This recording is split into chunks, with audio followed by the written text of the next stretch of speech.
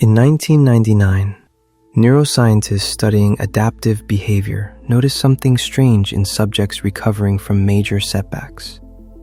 Long before these people made any external change, before they left a job, ended a relationship, or rebuilt their routine, their brains showed a subtle shift in prediction patterns. The regions responsible for anticipating familiar outcomes began to quiet down, as if the mind itself were slowly refusing to repeat the same story.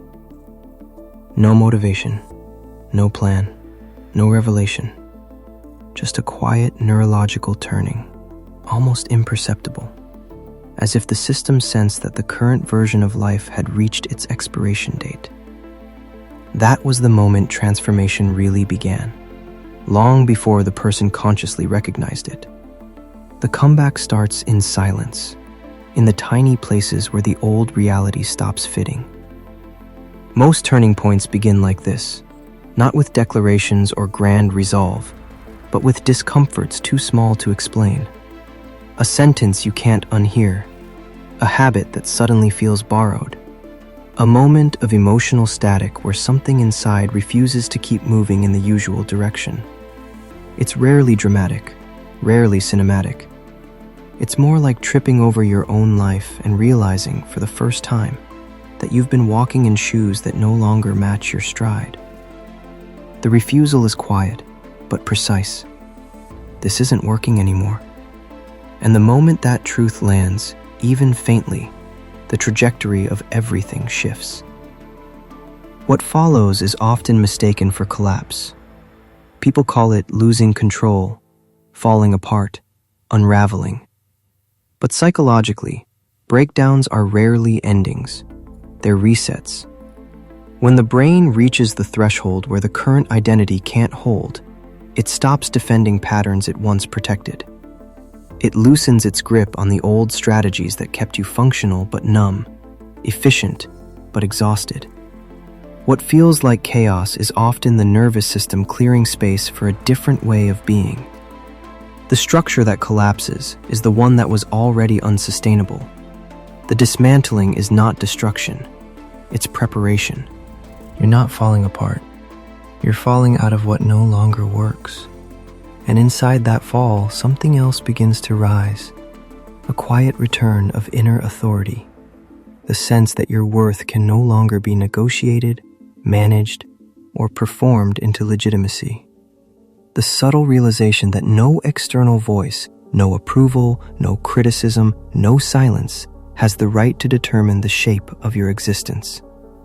You might not feel strong yet, but you've stopped shrinking.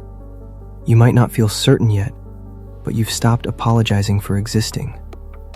The moment your self-worth withdraws from other people's hands, the comeback stops being a future event and becomes a present fact. That's the real turning point. Not the moment you rise, but the moment you stop abandoning yourself. And the body always knows before the mind does. Long before you can articulate what's changing, your physiology starts to rebel against the life you've outgrown. Fatigue appears, not the tiredness of depletion, but the exhaustion of maintaining an identity that no longer fits. Numbness follows, not disengagement, but boundaries forming where you once absorbed everything. Restlessness surfaces, not anxiety, but the return of energy that hasn't had anywhere to go. These sensations don't signal decline, they signal transformation. The nervous system stops cooperating with the old chapter. It refuses to sustain the version of you built on survival. The body isn't shutting down, it's switching chapters. And with that shift, the shadow makes its entrance, not as an enemy, but as an overdue companion. The parts of you avoided for years start stepping forward. The anger you swallowed to stay liked, the fear you hid to seem competent, the disappointment you ignored to keep the peace. They reveal themselves not to destabilize you, but to be integrated. They're not obstacles to your comeback. They're the fuel for it. Wholeness only becomes possible when the exiled parts are allowed back into the room. The return to yourself is not made through perfection, but through reclamation. That's the foundation of every real rise, not reinvention, but integration. And then come the decisions, small ones, almost invisible, but powerful enough to tilt the entire direction of a life. Choosing honesty over appeasement, choosing boundaries over harmony, choosing presence over performance, choosing one breath of self-respect over one reflex of self-abandonment. These micro-movements accumulate quietly, but they redirect everything. The comeback rarely begins with a dramatic leap. It begins with the first moment you choose yourself in a place you used to disappear. Each tiny act is momentum. And somewhere in that momentum, sometimes early, sometimes late, you realize something unmistakable. The evidence of your return has been here all along. People in collapse don't seek clarity. People in collapse don't look for language to understand their unfolding.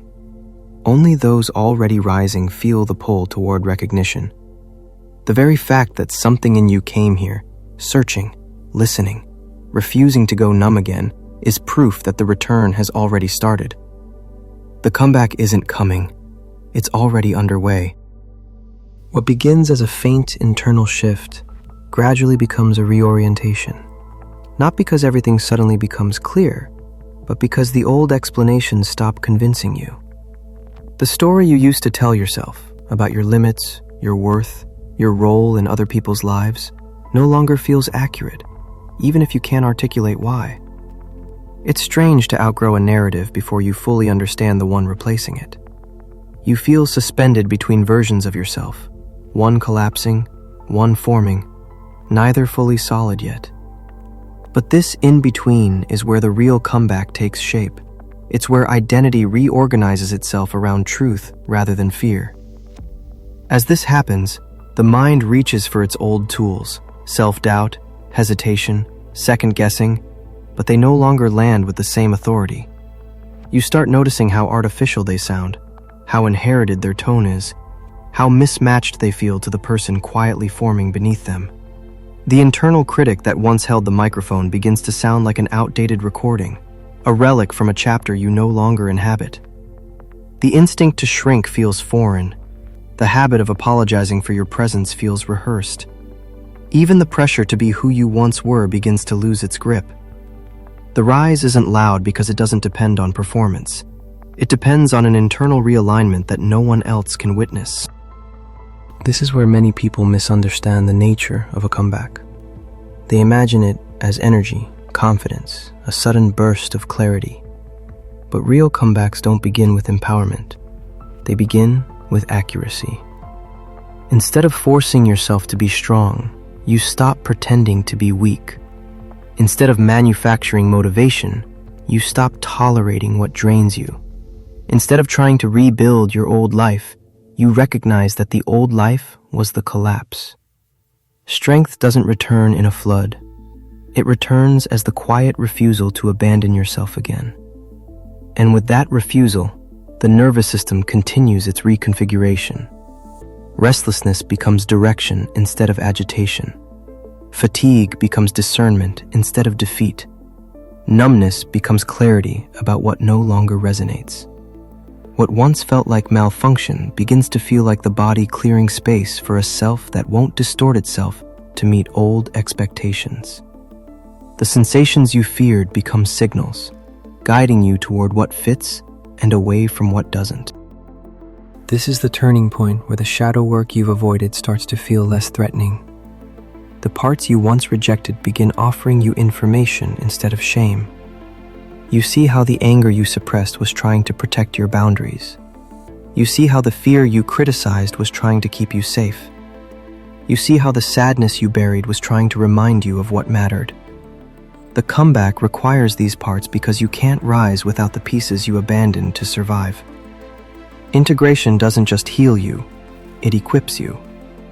And once these pieces return, your choices begin to change without effort. You step into conversations you would have avoided. You stop responding to old invitations out of guilt. You stop chasing people who don't meet you. You stop trying to justify what no longer aligns. The shift is subtle but unmistakable. your actions begin reflecting the truth you haven't fully spoken yet. And that truth keeps gathering strength. You start seeing how much energy you once spent trying to earn what you already deserved. You catch yourself mid-apology and wonder why you began speaking from a position of smallness. You recognize how often you tolerated dishonesty in the name of harmony, or abandoned your inner voice to maintain an identity that no longer fits. The comeback deepens because your tolerance for self-betrayal declines. What once felt normal becomes impossible. What once felt comfortable becomes too small. This is where you begin noticing the evidence. Not external evidence, internal. The kind you can't fake. The kind that doesn't need validation. The kind that shows up in how you hold your boundaries, how you speak, how you leave, how you stay, how you no longer disappear to keep the peace. You're not rising because life suddenly got easier. You're rising because you stopped dimming the parts of you that were never meant to shrink.